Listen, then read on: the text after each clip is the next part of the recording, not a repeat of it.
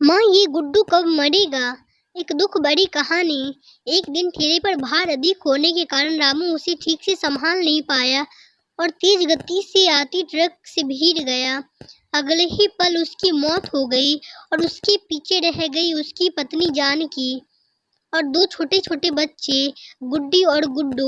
एक तरफ रामू का अंतिम संस्कार किया जा रहा था और दूसरी तरफ उसके बच्चे बिलख रहे थे। नहीं इसलिए नहीं कि पापा मर गए थे, वे तो भूख से बिलख रहे थे। उन्होंने कई दिनों से पेट भर खाना नहीं खाया था और आज तो मुंह में एक निवाला भी नहीं गया था। वो भूख से रोए जा रहे थे। कोई पत्थर दिल भी इस दृश्य को देखकर पसीज जाता। पड़ोसियों को भी दया आ गई, अगल बगल से खाना आ गया। बड़े दिनों बाद आज गुड्डी और गुड्डू पेट भर के खाना खा रहे थे। अजीब विरोधाभास था। एक तरफ लोग रामू की मौत पर दुख व्यक्त कर रहे थे, वहीं दूसरी तरफ उसके अपने बच्चे बड़े चाव से भोजन कर रहे थे। जानकी ने अगले कुछ दिन इसी तरह से उधार लेकर और इधर उधर से मांग कर अपना और बच्चों का पेट पाला। लेकिन ये कब तक चलता?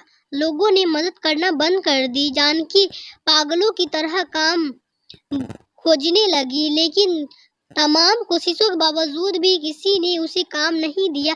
जब थक हार कर घर लौटी तो बच्चे उम्मीद से उसकी तरफ देखने लगे। गुड्डू तोतलाती आवाज में बोला, तेल लाई हो माँ, जल्दी से खिला दो, बड़ी भूख लगी है। माँ रो पड़ी और बच्चे समझ गए कि माँ के पास कुछ भी नहीं है। एक पल के लिए अजीब सन्नाटा पसर गया। फिर गुड्डी बोली, माँ ये गुड्डू कब मरेगा?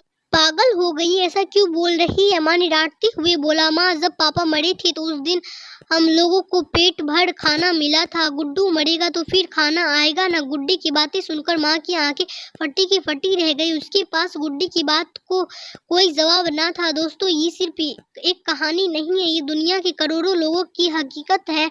इस पर गौर कीजिए। जिस खाने को हम थाली में ऐसे छोड़ देते हैं उसकी कीमत को समझिए। बचपन से हमें अन्न का आदर करना सिखाया जाता है, लेकिन चूंकि हमने कभी असल भूख नहीं देखी होती इसलिए हम उसका आदर करना नहीं सीखते। एक दिन, बस एक दिन भूखा रहकर देखिए और आप करोड़ों लोगों का दर्द समझ जाएंगे।